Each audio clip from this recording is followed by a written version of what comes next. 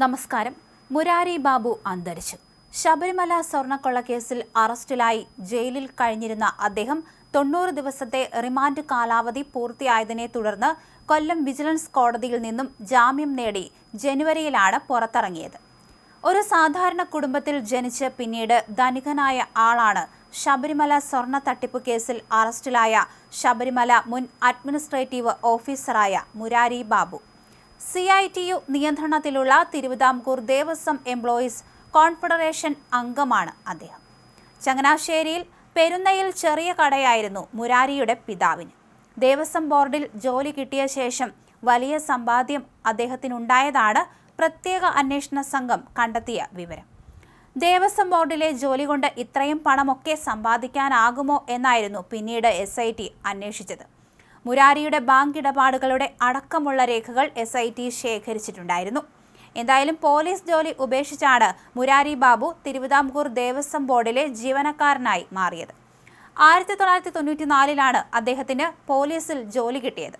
കോൺസ്റ്റബിളായി കണ്ണൂരിലായിരുന്നു ആദ്യം പരിശീലനം. പിന്നീട് പരിശീലനം പൂർത്തിയാക്കാൻ സാധിച്ചില്ല. 97 അദ്ദേഹത്തിന് ദേവസ്വം ബോർഡിൽ ജീവനക്കാരനായി ജോലി കിട്ടി.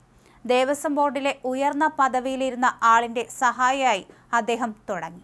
പിന്നീട് ഏറ്റുമാനൂർ ക്ഷേത്രത്തിൽ ക്ലർക്കായി സ്ഥിര നിയമനം. വൈക്കം, ഏറ്റുമാനൂർ, തിരുനക്കര എന്നിവിടങ്ങളിലെ ഉത്സവങ്ങൾക്ക് സ്പെഷ്യൽ ഓഫീസർ തസ്തികയിൽ സേവനമനുഷ്ഠിച്ചു. 3 ക്ഷേത്രങ്ങളിലും ഉത്സവത്തിന് ആനകളെ കരാറെടുക്കുന്നതിൽ ക്രമക്കേട് നടത്തിയതായി പിന്നീട് കണ്ടെത്തിയിരുന്നു. ക്ഷേത്രത്തിലെ സ്വർണ്ണ രുദ്രാക്ഷമാല കാണാതായതും ശ്രീകോവിലിൽ തീപിടിച്ചതും സ്വർണ്ണപ്രഭയിലെ 3 നാഗപ്പാളികൾ വിളക്കി ചേർത്തതും മുരാരി ജോലി ചെയ്ത കാലയളവിലായിരുന്നു. അതേസമയം ശബരിമല സ്വർണ്ണപ്പാളി വിവാദത്തിൽ അന്ന് സസ്പെൻഷനിലായ മുരാരി ബാബുവിനെതിരെ കൂടുതൽ ആരോപണങ്ങൾ ഉണ്ടായിരുന്നു. മുരാരി ബാബു മുമ്പ് ജോലി ചെയ്ത ക്ഷേത്രങ്ങളിലേക്കും അന്വേഷണം നീണ്ടിരുന്നു. എന്തായാലും ഏറ്റുമാനൂർ മഹാദേവ ക്ഷേത്രത്തിലെ സ്വർണ്ണ നാഗപ്പത്തി നഷ്ടമായതൊക്കെ സംശയത്തിന്റെ നിഴലായിരുന്നു. എന്നിട്ടും മുരാരിയെ ശബരിമലയിലെ തന്ത്രപ്രധാന തസ്തികയിൽ നിയമിച്ചതിന് പിന്നിൽ രാഷ്ട്രീയ സ്വാധീനമാണെന്ന ആരോപണം ഉണ്ടായിരുന്നു. മുമ്പ് കോൺഗ്രസ് സംഘടനയ്ക്കൊപ്പമായിരുന്നു മുരാരി ബാബു. ദേവസ്വം റഫറണ്ടത്തിൽ ആ സംഘടനയ്ക്ക് അംഗീകാരം പോയി.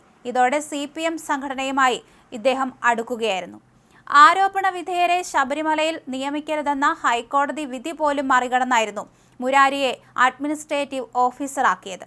ഇതിനെല്ലാം പിന്നിൽ സമുദായ കരുത്തുണ്ട് എന്ന് തന്നെയായിരുന്നു ലഭ്യമായ സൂചനയും. എന്തായാലും ചങ്ങനാശ്ശേരി പെരുന്ന സ്വദേശിയായ മുരാരി ബാബു പ്രമുഖ സമുദായ സംഘടനയുടെ നോമിനിയെന്ന വ്യാജേനയായിരുന്നു ബോർഡിൽ സ്വാധീന ശക്തിയായതെന്ന് മറ്റ് ജീവനക്കാരും പറയുന്നുണ്ടായിരുന്നു.